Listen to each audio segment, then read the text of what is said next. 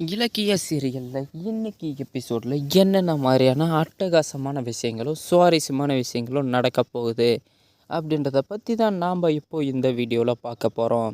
இப்போ தான் நீங்கள் ஃபஸ்ட் டைம் நம்ம சேனலை பார்க்க வரீங்க அப்படின்னா மறக்காமல் லைக் பண்ணுங்கள், ஷேர் பண்ணுங்கள், சப்ஸ்கிரைப் பண்ணிவிட்டு பாருங்கள். வாங்க இப்போது வீடியோக்குள்ளே போகலாம். நம்ம இலக்கியாவும் எப்படியோ முயற்சி பண்ணி வெளியே வரலான்னு தாங்க பார்த்துட்ருக்காங்க. இருந்தாலுமே பார்த்திங்க அப்படின்னா இவங்க ஒரு பக்கம் பார்த்திங்கன்னா இலக்கியாவை வெளியே வரக்கூடாது அப்படின்னு சொல்லிட்டு பயங்கரமாக திட்டம் போட்டுட்ருக்காங்க.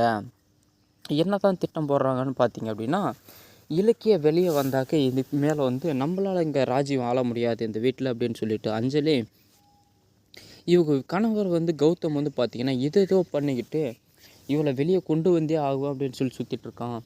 இவளை முதல்ல ஜெயிலுக்குள்ளேயே வச்சு ஏதாவது ஒன்று பண்ணி விட்டுறணும் அப்படின்னு சொல்லிட்டு அஞ்சலி ஒரு திட்டம் போடுறாங்க.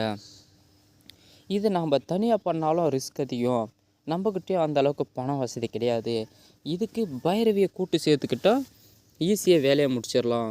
பைரவிய இன்ஃப்ளூயன்ஸை பயன்படுத்தி ஜெயிலுக்குள்ளே இலக்கியாவை கொன்னுடலாம் அப்படின்னு சொல்லிட்டு பயங்கரமாக திட்டம் போடுறாங்க.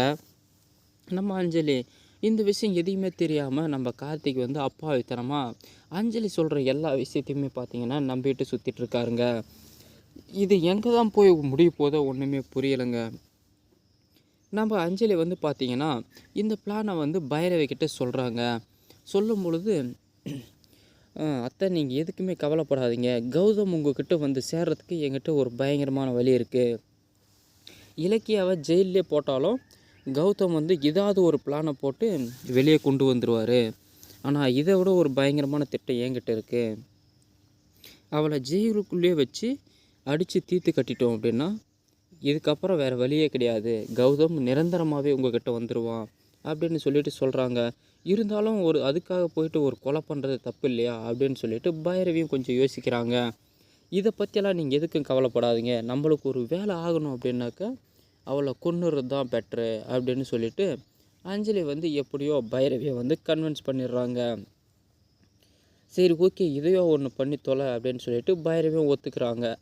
உடனே பார்த்தீங்க அப்படின்னா அந்த லேடி இன்ஸ்பெக்டருக்கு ஃபோனை போட்டு ஜெயிலில் யாராவது உங்களுக்கு நம்பிக்கையான ஆட்கள் யாராவது இருக்காங்களா அப்படின்னு சொல்லிட்டு கேட்குறாங்க.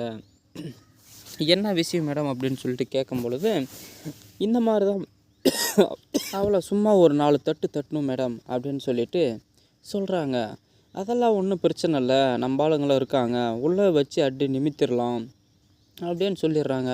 அதுக்கு கொஞ்சம் செலவு மாத்திரம் ஆகும் மேடம், அதை மட்டும் கொஞ்சம் பார்த்துக்கோங்க, மிச்சதெல்லாம் உள்ள நான் பார்த்துக்கிறேன் அப்படின்னு சொல்லிடுறாங்க இன்ஸ்பெக்டரும்.